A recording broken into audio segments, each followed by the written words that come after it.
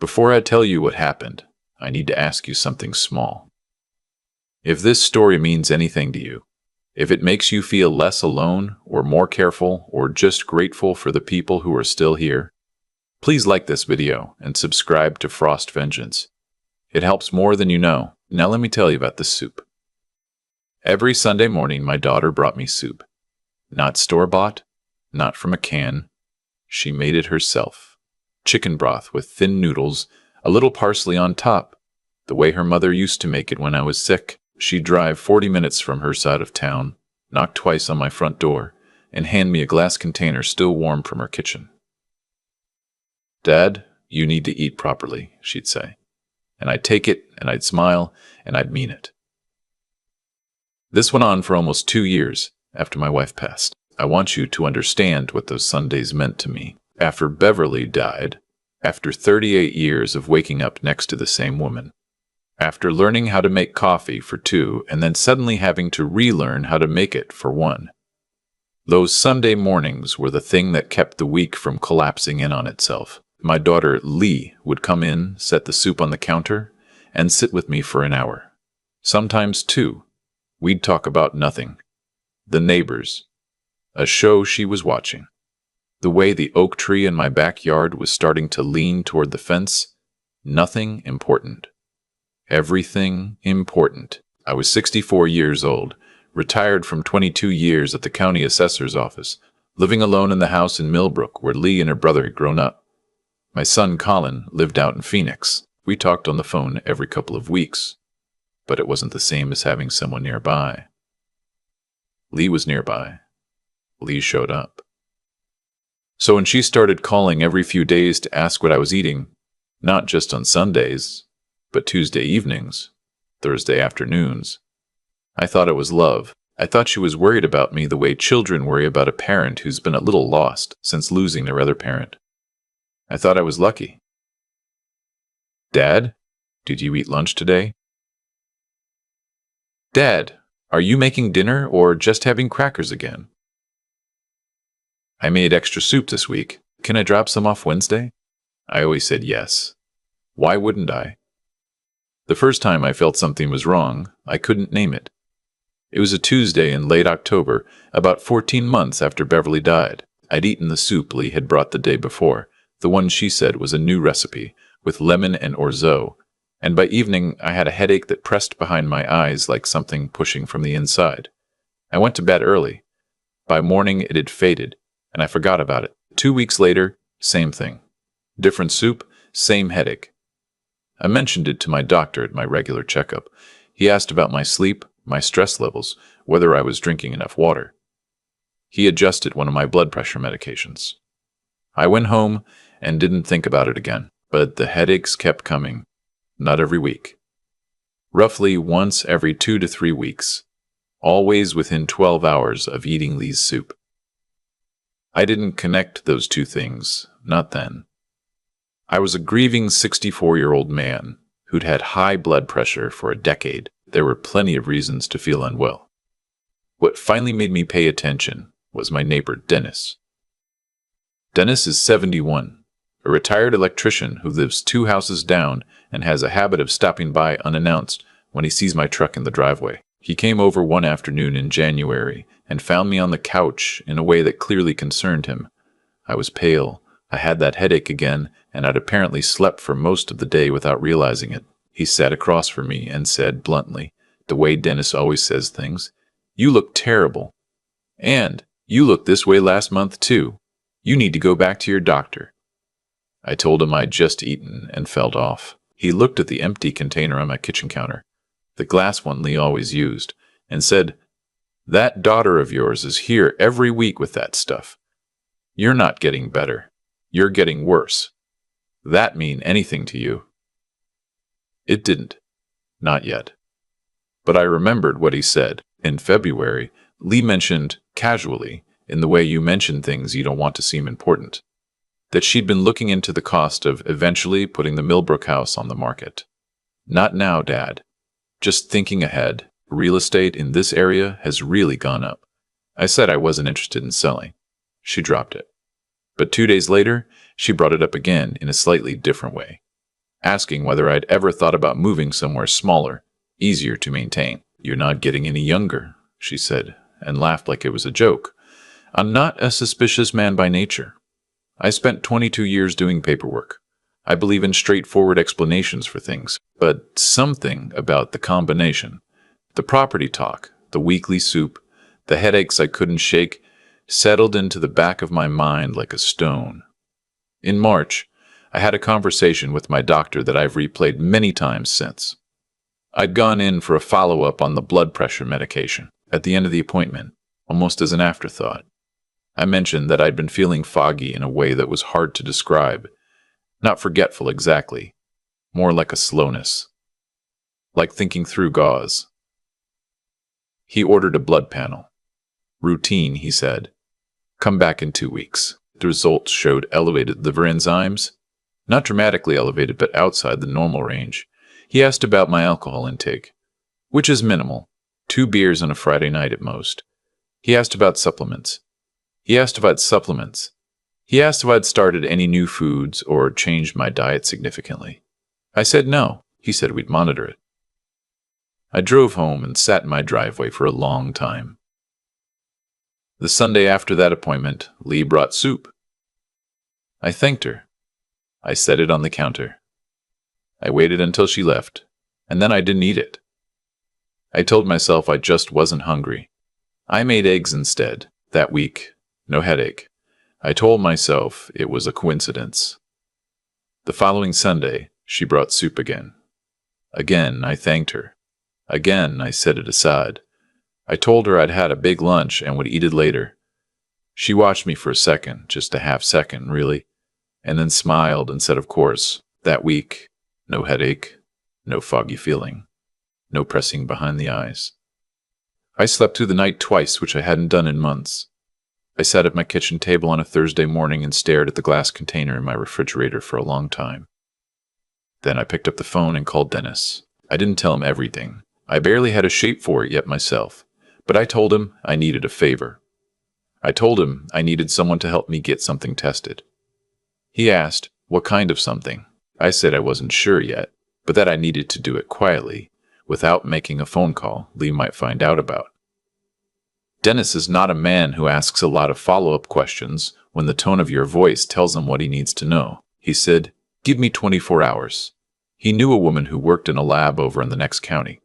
Not a friend exactly, more of an acquaintance from his electrician days. She'd worked in a medical testing facility, moved on to an environmental lab. He drove the container over himself. He said he told her it was a personal matter and that he'd owe her one.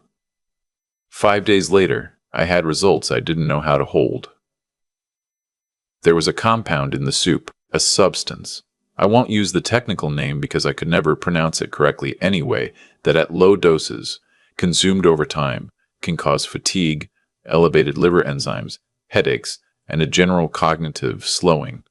It's not something you'd stumble into by accident. It's not something that grows in chicken broth on its own. I sat in Dennis's kitchen when he told me. I remember his kitchen table has a crack along one edge that his wife has been telling him to fix for years. I stared at that crack for a long time. He said, "Do you want me to call someone?" I said, "Not yet. I need you to understand something about what that moment felt like. This was not a stranger. This was not someone who had come into my life and taken advantage of me. This was the girl I had taught to ride a bike in the same neighborhood. This was the person I had driven to her prom, waited up for, walked down the aisle, been there for when her marriage started going wrong.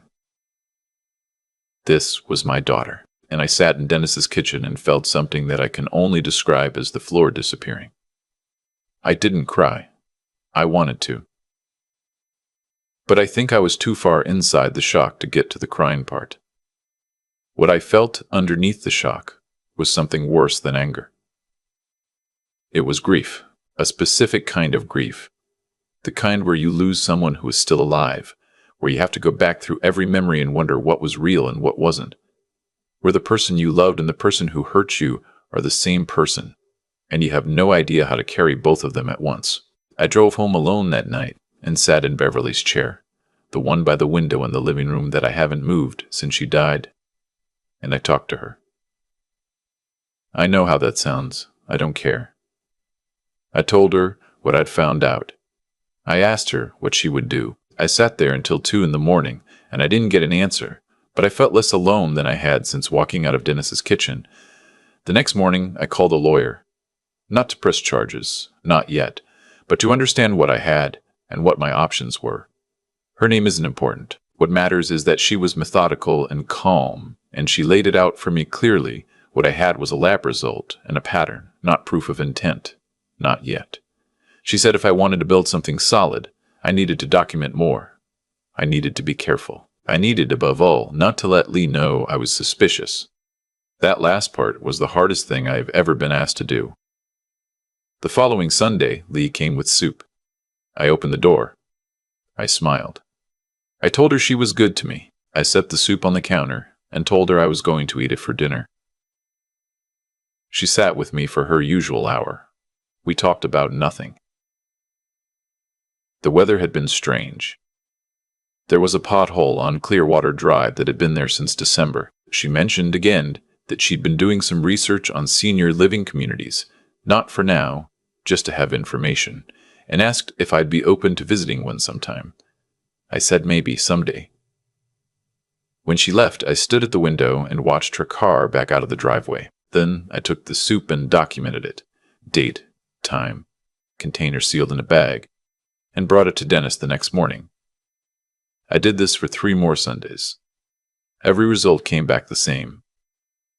In the 5th week, the lawyer helped me bring what we had to the county sheriff's office. I asked that it be handled quietly, and they obliged at first. A detective came to my house, a calm, serious woman who sat at my kitchen table and listened without interrupting. She asked if my daughter had a financial motive. I told her about Beverly's life insurance policy, which I had not yet touched, and about the house, the Millbrook house, which had appreciated significantly and which, per Beverly's will, was to go to Lee and Colin equally upon my death. She nodded slowly. She asked if there was anything else. I told her about the phone calls, the property questions, the increasing frequency of the soup.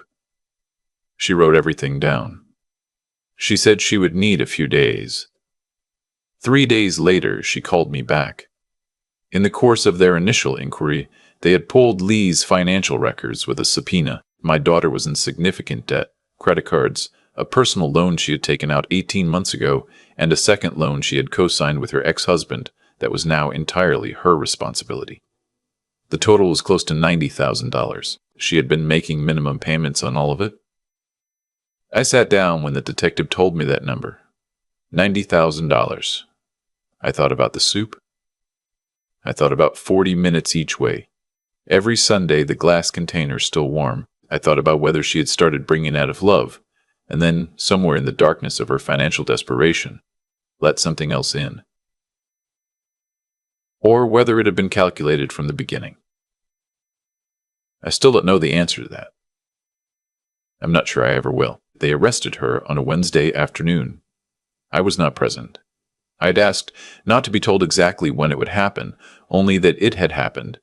I didn't think I could sit in this house knowing the exact minute. The detective called me at 4:17 in the afternoon and said simply, "It's done." I sat in Beverly's chair again. I thought about calling Colin, but I couldn't find the words yet. I sat there until the sun went down and the room went dark and I didn't get up to turn on the lights. Colin flew in from Phoenix 4 days later. He sat across from me at the kitchen table. The same table where the detective had sat. The same table where I had eaten 38 years of ordinary dinners with Beverly, where Lee and Colin had done their homework and fought over the last biscuit and grown up. And he looked at me the way a person looks at someone they're not sure they recognize anymore. He said, "Dad, why didn't you tell me sooner?" I said, "I didn't know how." He reached across the table and put his hand over mine and didn't say anything else for a while. That silence was the most comfort I'd received in months. Lee's attorney entered a plea of not guilty. I won't go into the legal details because they are still unfolding, and because I have been advised to keep my public statements limited. What I will tell you is that she did not get the house. She did not get the insurance. What she got instead is something that will follow her for the rest of her life. And I've had to make peace with the fact that I am the person who set that in motion. even though I know, rationally, that she set it in motion herself. Making peace with something and being at peace with it are not the same thing. I want to be honest about that. What I keep coming back to, what I cannot stop turning over in my mind on the nights when I can't sleep, is that she kept coming every Sunday. Week after week, she drove 40 minutes, knocked twice, handed me the container still warm, sat with me for an hour, and talked about the weather and the pothole on Clearwater Drive. I keep asking myself, what does a person feel when they do that? Was their love still in there somewhere, running alongside something I can't name? Or had the love become something else entirely without her noticing? I don't have an answer. The people I've talked to since, the counselor I started seeing in April, the pastor at my church, Dennis, who has been more steadfast than any neighbor has any obligation to be, none of them have an answer either. They have kindness, which is different. What I've learned, what I want to say to anyone watching this who has a parent living alone or who is a parent living alone, is that isolation creates vulnerability in ways we don't fully understand until we're inside it. After Beverly died, I closed some part of myself off without realizing it. I stopped trusting my own instincts because grief had made those instincts unreliable. I told myself the headaches were blood pressure, the fog was age, the weariness was loss. I explained everything away with the nearest reasonable explanation, and I nearly paid for it with my life. Listen to your body. Listen to the parts of your mind that notice things even when you're not ready to look at what they're noticing. Dennis knocked on my door. That matters. He showed up at the right time, the way good neighbors do without knowing they're doing it. And he said the plain thing out loud that I hadn't let myself think yet. I don't know where I would be right now if he hadn't come over that afternoon and found me pale on the couch and said bluntly that I looked terrible. I still live in Millbrook. I still sit in Beverly's chair by the window. I did eventually get the lights fixed in the backyard, the ones that had been flickering since last fall, and sometimes in the evenings I sit on the back step and watch the oak tree, the one that's leaning toward the fence, and I feel something that isn't happiness exactly, but is in the same neighborhood as it. Colin calls twice a week now, not 2 times a month. Real calls. Not the checking in kind, but the talking kind, where we stay on the phone past the point of anything useful to say. I've started telling him about my days in more detail than I used to. He started doing the same. We're learning to know each other in a way we should have started years ago. I'm not going to tell you that something good came out of what happened. I don't believe in that framing. What happened was a loss. The loss of the person I thought my daughter was, or maybe the loss of the person she used to be. Or maybe something that was never quite as solid as I believed it was. That loss is real. It doesn't become a lesson. It stays a loss. But I'm still here. That's not nothing. Before you go, if this story reached you, if it made you call someone or hold someone a little tighter, or just sit with the knowledge that love and harm can exist in the same hands at the same time, please subscribe to Frost Vengeance and leave a comment. Tell me where you're listening from. Tell me if you've been through something like this, or if someone you love has. I read every comment. This community is the reason I keep telling these stories. I'm going to go make dinner now. Real dinner. The kind I make myself, from scratch, in my own kitchen, with nobody's help. Some nights, that feels like enough. I've thought a lot about the word care. How it sounds, how it feels when someone uses it on you. Lee used it constantly. I just care about you, Dad. I worry about you, Dad. You're not getting any younger, Dad. And I believed her, because I wanted to, because grief had already taken so much from me, and I wasn't willing to let it take that too. But here's what I've had to learn the hard way. At 64, in a house that still smells faintly like Beverly's hand lotion, care is not a word. It's a pattern. It's what someone does on the Tuesday when there's nothing in it for them. It's Dennis showing up unannounced because my truck was in the driveway and something in his gut said to knock. That's care. That doesn't announce itself. It just shows up. What Lee showed up with for 2 years looked like care. Had the shape of it, the warmth of it, and I think that's the thing that still sits heaviest with me. Not the betrayal itself, but how well it was costumed. How easily I wore the costume too, because I needed something to hold on to after Beverly, and a daughter who brought soup every Sunday felt like something solid in a season where nothing was solid anymore. The consequences that found Lee were not ones I chose. Exactly, or maybe I did choose them. In the slow, methodical way I documented each container, drove to Dennis's house, sat across from a detective at my own kitchen table. Every step was a choice. I want to own that. I didn't stumble into the truth. I went looking for it once I could no longer afford to look away, and the truth, once I had it, demanded something of me. That's how it always works. You can't unknow a thing. You can only decide what to do with the knowing. What I want to say to anyone listening, especially if you're living alone, especially if you're in that specific kind of fog that grief wraps around you like a second skin, is that your instincts are not broken, even when grief makes them feel unreliable. My body told me something was wrong for months before my mind was ready to hear it. The headaches, the fog, the days I slept until 3 in the afternoon and told myself it was age. My body was right. I was just too willing to explain it away. Pay attention to the things you explain away. And if you have a Dennis in your life, someone plain-spoken and steady who shows up without an agenda, hold on to that person. Tell them you're grateful. That kind of loyalty doesn't require soup. It doesn't require anything except showing up.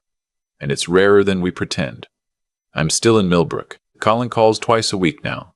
The oak tree is still leaning toward the fence, and I keep meaning to deal with it, and I probably won't. Some things you just learn to live alongside. I'm still here. That's where I start every morning now. Still here. And from that, I can build the rest of the day.